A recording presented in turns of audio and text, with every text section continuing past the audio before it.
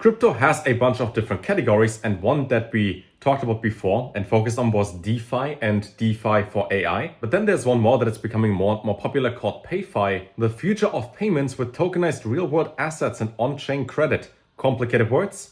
But we're going to talk about the Bitget wallet, what they do, the card that they have, and why it just makes sense to have it when it comes to bringing crypto into the real world. Whenever you have crypto and you want to take it out, there are a couple different ways. For example, you take it and you sell it, and then you have like US dollars, for example, and you put that onto your bank account.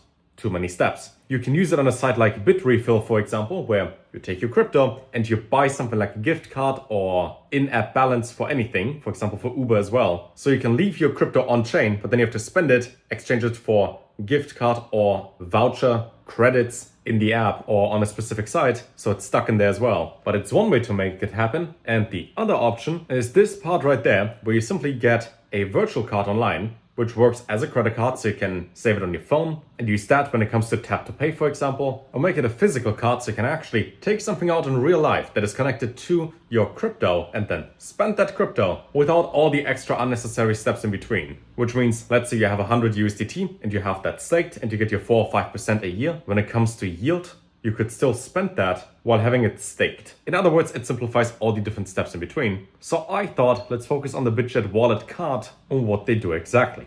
They say over 60 million users swap, stake, trade, and earn crypto on the Bitget wallet already. It is available for Android, iOS, as well as for Chrome. And with the card, it's supported by Apple Pay, PayPal, Google Pay, and gives you the option to experience USDT as well as USDC payments. Important because USDT is kind of regulated in the EU. So everybody had to swap to USDC for now and have that at over 100 million merchants worldwide. Zero issuance fees, zero annual fees, most competitive rates, which also simply makes sense because I pay between I think like $30 to $150 a year just to have certain cards. As there are a couple of online banks, for example, like Wise Transfer, Revolut, and others, that kind of make you pay to get the card. So just in order to spend your money, you have to spend money. You have to unlock it. But in this case, free and free. Well, it does say get your virtual card online with fast approval. You can also apply for physical card to make withdrawals at any supported ATM in supported regions worldwide. In most cases, if you travel, and let's say you're in Asia, for example, or in America, most 7-Elevens have an ATM that accepts pretty much all the cards. So if you ever need to withdraw cash while traveling, search for 7-Eleven. That usually works the best, also for crypto cards. And there are only 3 steps forward, and that is download the app, go to wallet and click on card, sign up for an account, select the card type and submit your identification information. Wait for approval and you will then see the response. And if you're eligible for a physical card, as of now, it still says it's exclusive to BWB holders at VIP 2 or above and whitelisted users. But I'm pretty sure you can get that. You can reach that and get the card as well. Also QR code in case you want to scan it. And now you might say, yeah, cool and all, but why do I even want a card? Why do I want to spend my crypto in the real world? I live online. Well, great point. Here's the thing. Crypto is the magical thing where out of nowhere, things can go up or down, sideways, nobody knows, right? Market goes down 5% for Bitcoin, while at the same time Mantra for real world assets goes up by 20%. Could you know that? Not really. It's pretty random. And you don't want to be the guy who takes a screenshot up there, shows everybody how much you made in crypto, how much your funny internet coins are worth, and then it just goes down by 98% and you have nothing. The moment you can take a screenshot of how cool your portfolio looks, might be smart to at least swap it to USDT or USDC, get a couple percentages on that a year just to have it safe, and if you want to spend it without the additional steps of take it out to a bank account, hope that they don't ask any questions, then you have to talk to the support for 50 minutes, skip all of that, simply have a card, spend it. With Bitget also being one of the biggest exchanges in the world and having the option for instant coin-to-coin exchanges are available in most regions in the world and have a lot of things listed. I think Binance has like 1,000 things listed. 500,000, the last time I checked, is a bigger number. While also giving you access to a couple cool things like about 20,000 dApps, an NFT marketplace behind it, as well as staking with them. And overall, the fact that this gives you much more flexibility on what you want to do with your own money.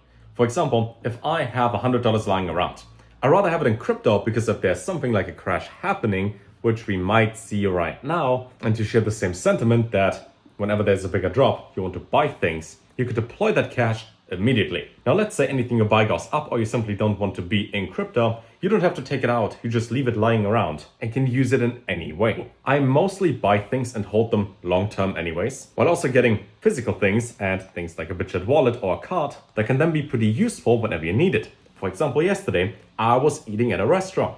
Card number 1 said didn't work. Card number 2 said it worked. But sometimes any regular card or payment processor doesn't want to work for whatever magical reason, so having an additional card where they say 0 issuance fees and 0 annual fees is pretty helpful there. Also, one time, like almost a year ago, maybe like 6-7 months ago, one of the cards that I used didn't work because the entire network for them was down, but I was out and I had to pay. Did I have more than one card?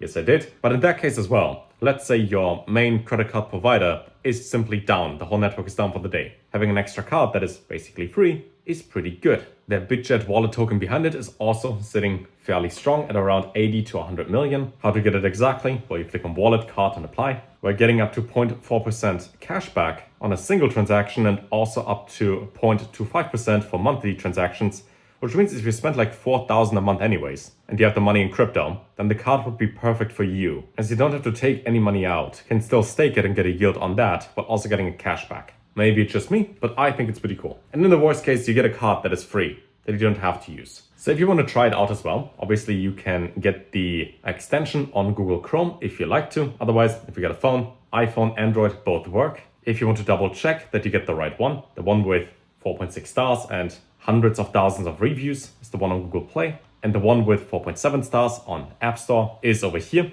Also, this is pretty smart to include, so it shows up right away. And I'll leave links down below. Again, do with your money whatever you like.